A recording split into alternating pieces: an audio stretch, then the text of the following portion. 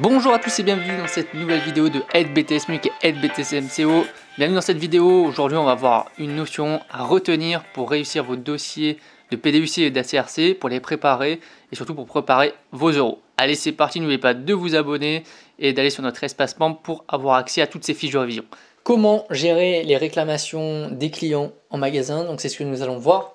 Donc plusieurs causes possibles pour les réclamations. Ça peut être par exemple, et c'est assez le cas des fois, le personnel qui est désagréable avec un client, donc le client il vient se plaindre, un produit qui est tombé en panne, donc il vient voir le SAV, un produit qui est périmé, ça arrive tout le temps en grande distribution alimentaire malheureusement.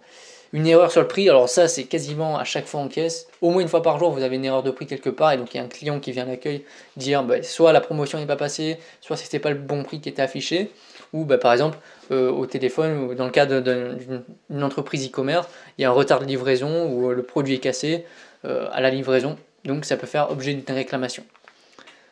La réclamation, il y a plusieurs moyens justement de récolter ces différentes réclamations. Ça peut être directement à l'accueil du magasin, il peut avoir un livre de réclamation notamment, où le client il se déplace directement à l'accueil du magasin la plupart du temps.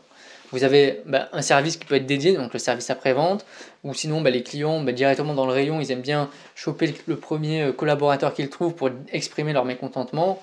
Vous avez les avis sur internet qui peuvent être mortels pour les entreprises maintenant, hein. Les clients font très attention aux avis sur internet maintenant avant d'acheter. Vous avez les réseaux sociaux, très bon moyen de prolifération des crises notamment. Donc les réseaux sociaux, à faire attention par rapport à ça. Les clients maintenant l'utilisent et s'en servent aussi pour dénoncer les entreprises et pour montrer leur mécontentement. Et bien sûr, vous avez les enquêtes de satisfaction qui leur permettent de s'exprimer. Gérer une réclamation, ça se fait pour moi en 4 étapes. Première étape, imaginons vous êtes dans le rayon. Vous travaillez, vous êtes manager ou vous êtes employé. Vous avez un client qui vient vous voir et qui vient vous exprimer son mécontentement. La première chose à faire déjà, c'est d'isoler le client.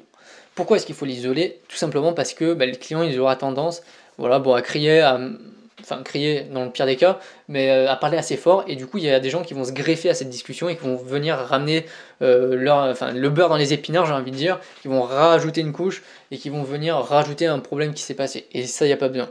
Donc ça risque de proliférer justement le mécontentement à tout le monde. Deuxième chose, il faut après identifier les différentes sources de réclamation.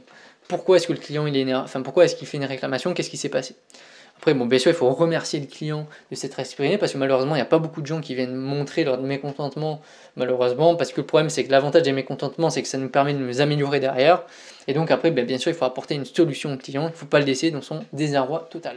Merci d'avoir suivi cette vidéo. Avant de partir, n'oublie pas d'aller voir les précédentes vidéos sur la chaîne, de t'abonner et de venir nous rejoindre sur notre espace membre pour avoir accès à toutes les fiches de révision justement pour cette série préparatoire d'ACRC et de PDUC.